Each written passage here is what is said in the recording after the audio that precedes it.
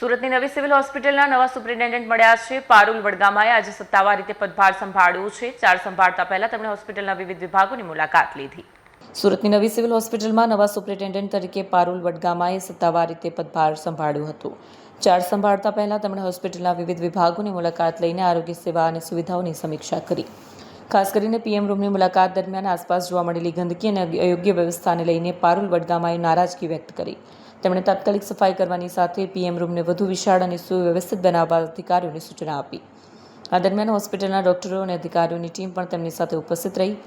નવા સુપ્રિન્ટેન્ડન્ટના આગમન સાથે હોસ્પિટલની વ્યવસ્થામાં વધુ સુધારા થવાની અપેક્ષા વ્યક્ત કરવામાં આવી રહી છે. નમસ્કાર. આજે સુરત સિવિલ હોસ્પિટલ ખાતે વિવિધ વિભાગો અને ખાસ કરીને પોસ્ટમોર્ટમ વિભાગની વિઝિટ લીધી છે, જેમાં મારી સાથે ડૉક્ટર કેતન નાયક આરએમઓ શ્રી તથા ઇકબાલ કડીવાલાજી નર્સિંગમાંથી, એની સાથે સાથે પીઆઈયુ વિભાગના વડા અને સાથે સાથે સફાઈ કામગીરીઓ અને સમગ્ર ટીમ જોડાઈ હતી. એચઓડી પોસ્ટમોર્ટમ વિભાગ પણ જોડાયેલા હતા. ખાસ કરીને ખુશીની વાત એ છે કે આપણા ગુજરાત સરકાર દ્વારા માન્ય હેલ્થ મિનિસ્ટર જે આપણા છે પ્રફુલભાઈ પાનસેરિયા સાહેબ દ્વારા ઓલરેડી 3 કરોડના ખર્ચે એક નવું પોસ્ટમોર્ટમ રૂમ આપણને મળવાનું છે, જેમાં 6 થી 8 મહિના જેવું થઈ શકે. પણ ત્યાં સુધી જે જૂનું પોસ્ટમોર્ટમ રૂમ છે એને ખાસું ઇમ્પ્રુવમેન્ટ કરવાના સજેશન્સ પહેલાં પણ અપાયેલા હતા.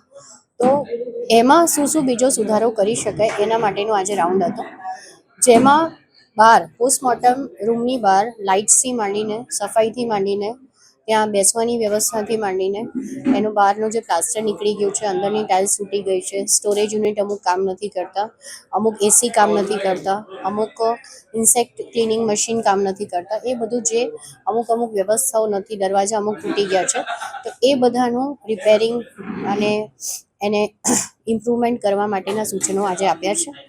અને મોટાભાગે 7 થી 10 દિવસમાં એ કામ પતી જશે. એનું ફોલોઅપ કરવા માટેની બી ટીમ બનાવી દીધી છે. અને અમે એવું ઈચ્છીએ છીએ કે પોસ્ટમોર્ટમ જલ્દીથી જલ્દી થાય, પોલીસ ઇન્ક્વેસ્ટ આવે એટલે પોલીસના કાગળ આવે તેના પછી જે ડૉક્ટરના હાથમાં પોસ્ટમોર્ટમ છે એમાં ડિલે નહીં થાય, એવું આજે વિભાગને બી સૂચના આપવામાં આવી છે.